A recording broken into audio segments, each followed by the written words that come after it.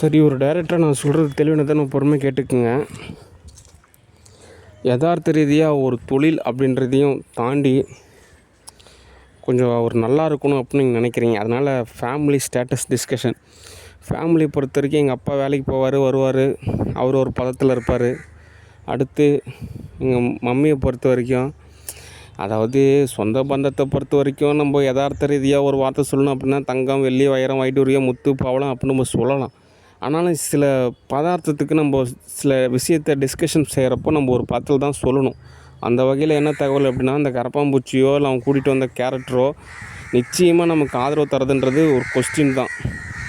Okay, அந்த வகையில் ஒரு யதார்த்த ரீதியாக வந்துட்டு திருமணம், நல்வாழ்வு அப்படின்றது தான் ஒரு பொதுவான ஒரு கூற்று.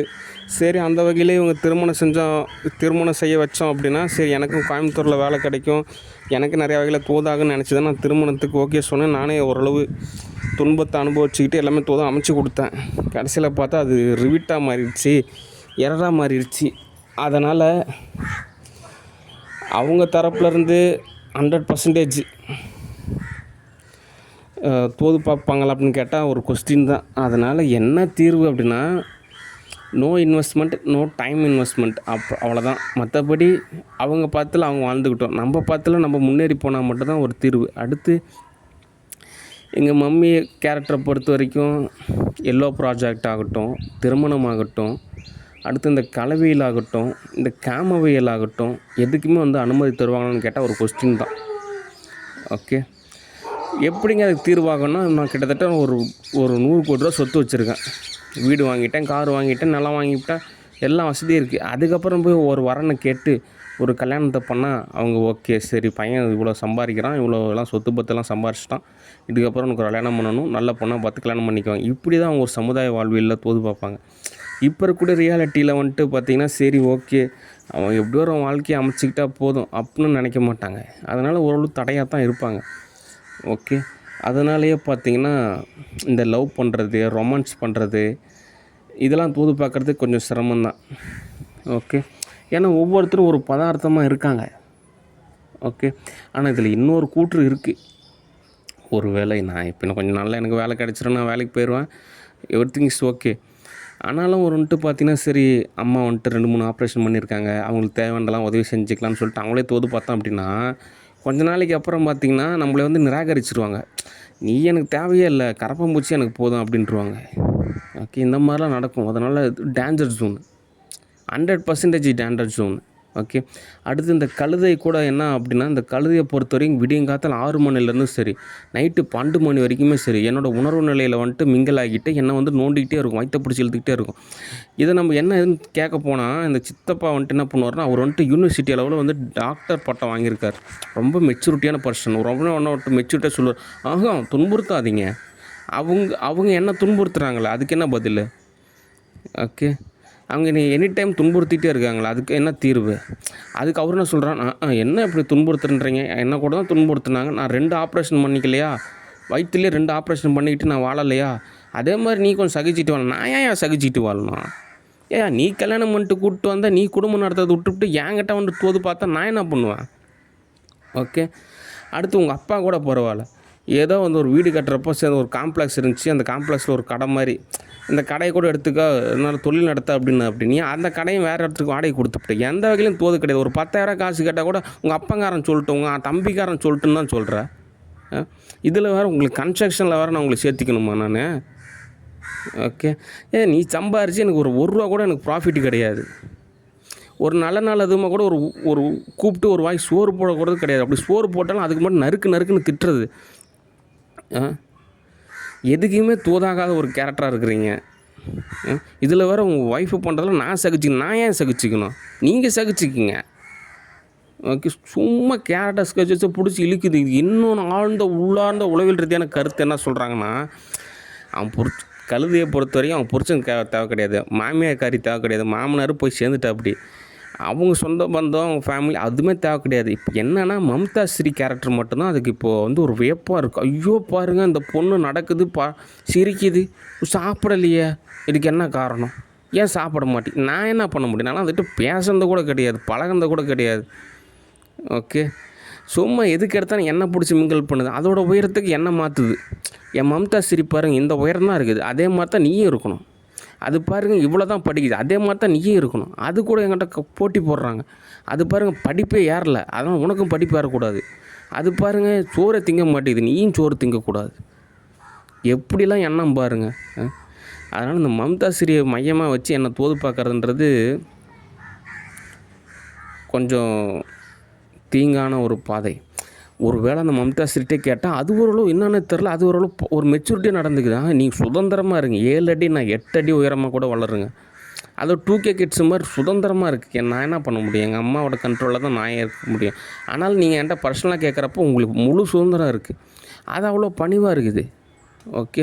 ஆனால் இந்த கழுதை அப்படி ஆப்போசிட்டாக இருக்குது. அரமண்டல் கேஸ் மாதிரி இருக்குது. எல்லாம் வெளி உலகத்தில் போய் ஒரு வேலை செஞ்சு சம்பாரிச்சது கிடையாது. எல்லாம் ஓசிலே கிடைக்கவும் அதுக்கு வந்துட்டு மனப்பிறழ்வு ஏற்பட்டுருச்சு. ஓகே. இதில் வேறு நான் சம்பாரித்து இவங்களுக்கு கொடுக்கணும். மனசாட்சி இல்லாத நபர்களாக இருக்கிறாங்க. கொஞ்சம் கூட மனசாட்சி கிடையாது. ஓகே. அந்த பைத்தியக்காரனுக்கு என்ன தெரியும்? அவன் ஆரம்பத்துலேருந்து ஒரு வேலைக்கு போனால் கற்றுக்கிட்டேன். இப்போ அந்த வேலையை விட்டு அவனுக்கு வேறு எந்த வேலையுமே தெரியாது. அந்த வேலை தான் செய்வான், சம்பாதிப்பான். அவன் சம்பாரித்து ஒரு பிரோஜனமும் கிடையாது. ஓகே. ஒரு சந்தை செலவு கூட காசு தர மாட்டான். டெய்லி குடிகாரம் கூட பரவாயில்ல. எதுவும் நைட் ஆனால் குடிச்சிட்டு வந்து சண்டை போடுவான். காலையில் வந்து கொஞ்சம் மனசாட்சியாக நடந்துக்குவான். இந்த பைத்தியக்காரன் அப்படி கூட கிடையாது. நான் வந்து உனக்கு காசு கொடுத்தேன்.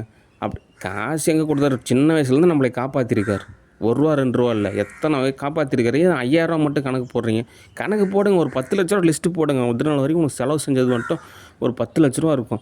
தாராளமாக வாங்கிக்கிங்க. நான் சம்பாரிச்சதுக்கப்புறம் 10 லட்சம் நான் 10 கோடியை கூட திருப்பி கொடுக்குறேன். ஓகே. 10 கோடி நான் 100 கோடி கூட கொடுக்குறேன். அந்த ஒரு பதத்துக்கு புரிய மாட்டேங்குது. நான் 5000 கொடுத்தேன் திரும்பி தரலையே, 4000 கொடுத்தேன் திருப்பி தரலையே. என்ன பண்ண முடியும்? நான் மட்டும் என்ன பண்ணுவேன்? ஓகே. எனக்கு என்ன நான் டிகிரியை படிச்சிருக்கேன்னா, இல்லை இந்த ஆன்லைன்லலாம் வேலைக்கிட்டு ஆஃப்லைனில் போய் ஒரு தொழில் சம்பாதிக்கலான்றதுக்கு நம்ம தோதாகுதா? ஓகே. ஆன்லைனில் தோது பார்த்தா ஆஃப்லைனில் தோது பார்க்குறது சிரமமாக இருக்குது. ஆஃப்லைனில் தோது பார்த்தா ஆன்லைனில் தோது பார்க்குறது சிரமமாக இருக்குது. ரெண்டுமே ஒரே பாத்தில் தோது பார்க்கறது எவ்வளோ சிரமமாக இருக்குன்றது அந்தந்த பாத்தில் இயங்குறப்ப தான் தெரியும். ஓகே. என்னங்க இந்த யூடியூபர்ஸ் கூட எடுத்துங்க. என்னங்க யூடியூப்லாம் ஒரு வருமானமாக, அதெல்லாம் ஒரு தொழிலா? அந்தந்த பதத்தில் இருந்து பார்த்தா தான் தெரியும் என்ன ஒரு பதார்த்தம் அப்படின்னு. ஓகே. அதனால் இந்த ஃபேமிலி சைடு இவ்வளோ எரராக இருக்குது. அதுக்கப்புறம் இன்னும் ஒரு சில பேர் இருக்காங்க சொந்த பந்தாங்களா, அவங்களே என்ன எதிர்பார்க்குறாங்க? நாங்கள் வீட்டில் போய் ஒரு வாரம் தங்கணுன்ற எதிர்பார்க்குறாங்க. அவ்வளோதான். நாங்கள் கூட போய் பேசணும், பழகணும், அங்கேயே சாப்பிட்ணும், அவங்க கூட தூங்கணும். அதுதான் அவங்களோட வேண்டுதலாக இருக்குது. அதுக்கு நான் வந்துட்டு ஓரளவுக்கு காசு கிடச்சின்னா எனக்கு ஒன்றும் தெரிவிக்காது. நானே வந்துட்டு ஒரு வாரம் எங்கள் சொந்த பந்தம் வீட்டுக்கு நான் போய் ஸ்டே பண்ணிட்டு வரேன்னு சொல்லிட்டு இல்லை தகவல் சொல்லிட்டு நானே வந்துட்டு ஸ்டே பண்ணுவேன். ஓகே. அதனால் இதுதான் ஸ்டேட்டஸு ஃபேமிலியை பொறுத்த வரைக்கும். ஓகே. இந்த கழுதை நம்மளுக்கு கேரக்டர் ஸ்கெட்சஸ் டேமேஜ் பண்ணுறாங்க. இந்த கரப்பாம்பூச்சி நமக்கு நோய் வந்துட்டு நமக்கு எந்த வகையிலும் ஒரு பயனுள்ளாத வகையில் இருக்கிறான். அதெல்லாம் பயன் இல்லாமல் இருந்தால் கூட பரவாயில்ல. துன்புறுத்தாமல் இருந்தானா போதும். என்னை கொடுமைப்படுத்தாமல், சித்திரவதைப்படுத்தாமல், என்னை மட்டுப்படுத்தாமல், என்னை சேதாரம் ஏற்படுத்தாமல் இருந்தாலே போதும். மற்றபடி அவங்ககிட்ட இருந்து இனிமேல் காசும் வேணாம், அவன் சாவாசமும் எனக்கு வேணாம். ஓகே. அடுத்து எங்கள் பேரண்ட்ஸை பொறுத்த வரைக்கும் மனநல பாதிக்கப்பட்டவங்க. ஓகே. காப்பாற்றுன்ற பேரில் என்னோடய ஃப்யூச்சரே வந்து டேமேஜ் பண்ணுறாங்க. எனக்குன்னு ஒரு ஃப்யூச்சரே கிடையாது. ஓகே. எந்த ஒரு எனக்கெல்லாம் ஒரு 5 லட்சமோ இல்லை ஒரு மேரேஜோ எதுவுமே அமைச்சு தர மாட்டாங்க. எனக்கெல்லாம் ஒரு அவ்வளோதான். என் ஃப்யூச்சரே வந்து 0 பண்ணுறாங்க. ஓகே. ஆல்ரெடி பண்ணிட்டாங்க. 10 வருஷம் ஆயிடுச்சு. 10 வருஷமாக 0வில் தான் இருக்கேன். இதில் வேறு அந்த நாங்கள் வேறு நிறையா 0 பண்ணிடுச்சு. ஓகே. அந்த சிசி ப்ளஸில் ரிட்டன் 0 அது வேறு கான்செப்ட்டு. இது வந்து வேறு கான்செப்ட். ஓகே. அதனால் ஃபேமிலி ஸ்டேட்டஸ் இப்படி தான் இருக்குது. ஃப்ரெண்ட்ஸ் எல்லாம் ஓரளவு பரவாயில்ல. அதெல்லாம் காசு கொடுத்து ஓரளவு கேர் செஞ்சுக்கிட்டேன் அப்படின்னா ரொம்ப நல்ல ஒரு நண்பர்கள், நல்லா டேலண்டான பர்சனுங்க, நல்லா கேர் செஞ்சுக்குவாங்க, நல்லா நிறையா வகையில் தோதாக இருப்பாங்க. ஓகே.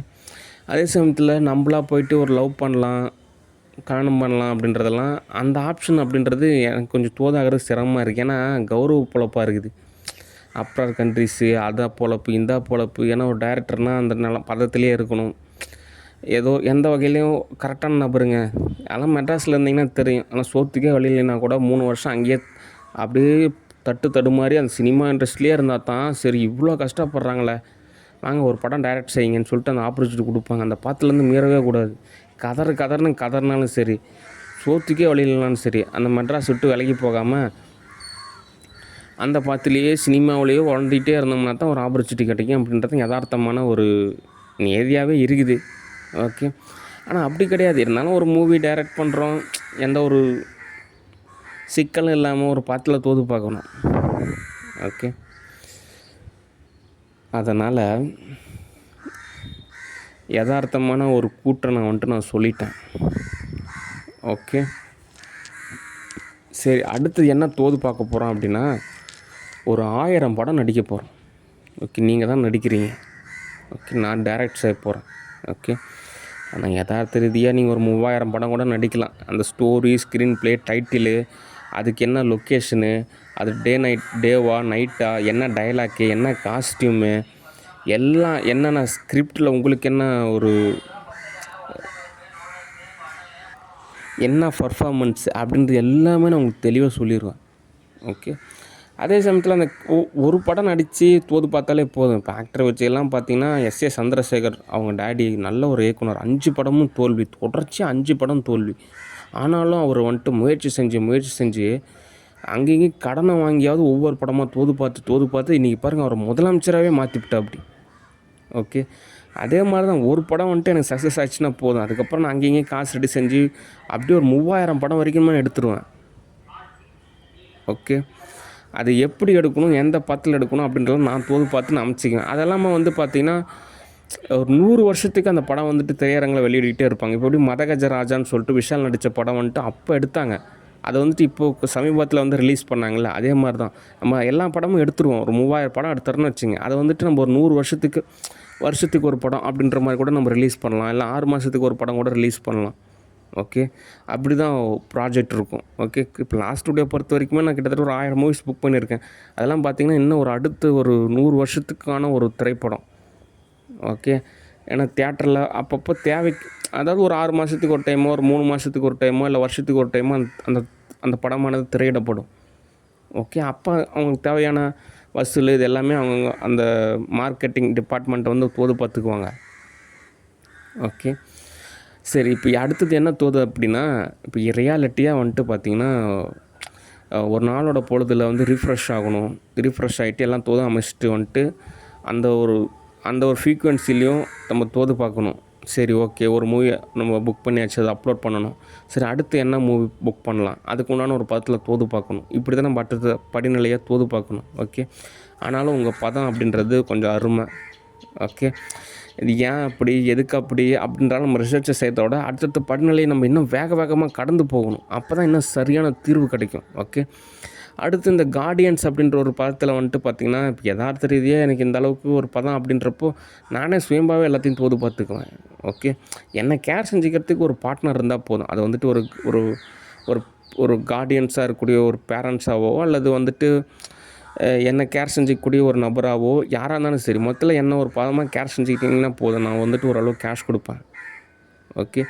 ஏன் அப்படின்னா, நம்ம யதார்த்தமான ஒரு நிலையில் தான் ஒரு 2K கிட்ஸ் அப்படின்ற ஒரு பாத்தில் தான் நம்ம தோது பார்க்கணும். அதாவது 2K ஜென்ரேஷன், அதாவது ஜென் இசட் அப்படின்றாங்களா, அந்த பாத்தில் தான் நம்ம தோது பார்க்கணும். ஓகே. ஏன் அப்படின்னா காசு கொடுத்துட்டோம் அப்படின்னா சரி, ஓகே அப்படின்ற நம்ம மேலே கொஞ்சம் அக்கறையாக இருப்பாங்க. ஓகே. அவ்வளோதான் கான்செப்ட்டு. ஓகே. சரி, அடுத்து இந்த சேவாதார நிலையிலேயே நான் நிறைய மூவிஸ் தோது பார்த்துக்கிட்டே இருக்கேன். ஆனால் இதோட ஒரு பதத்தில் சமமான அளவாவது நான் அப்பா கணிச்சிலையும் நான் தோது பார்க்கணும். ஓகே. அங்கே கொஞ்சம் டஃப்பு தான். ஏன்னா அப்படின்னா அது சயின்ஸு, அந்த இயற்பியல், வேதியியல், இந்த மாதிரி மேத்தமெட்டிக்ஸ், இந்த மாதிரி நிறையா விஷயம் இருக்கும். எல்லாம் யூனிவர்சிட்டி கிளாஸு. அதனால் கொஞ்சம் சிரமமாக தான் இருக்கும். ஆனால் இருந்தாலும் சமமான அளவு நான் அங்கேயுமே நான் தோது பார்க்கணும். ஓகே. அதனால் ஒரு சமரசம் அப்படின்றது மிகவும் தேவைப்படுது. ஓகே. சரி, இன்றைக்கு தகவல் போதுமானது. ஒரு நாளோட காலை பொழுதில் எந்திரிச்சோன்னா நம்ம ஜிம்முக்கு போகிறோமா, வாக்கிங் போகிறோமா, ஒரு ரன்னிங் போகிறோமா அப்படின்ற மாதிரி தான் இருக்கணும். நம்ம என்ன எதுங்க அப்படின்றது தேவைப்பட்டால் நம்ம பேசிக்கலாம். அடுத்து நமக்கு என்ன எதை தேவைன்னா ஒரு நாளோட இரவு பொழுதில் நம்ம என்னன்னு தோது பார்த்துக்கலாம். மற்றபடி அந்த நாளோட பொழுதை வந்து நம்ம சரியான வகையில் பயன்படுத்தணும். ஓகே. அப்போ தான் தோதாகும். ஓகே. சரி, ஸ்டூடியோ பொறுத்த வரைக்கும் கேஷ் கிடைக்கிறப்போ நம்ம இன்னும் வேகமாக நிறையா வகையில் தோது பார்க்கலாம். ஓகே. சரி, நன்றி, வணக்கம், பாய்.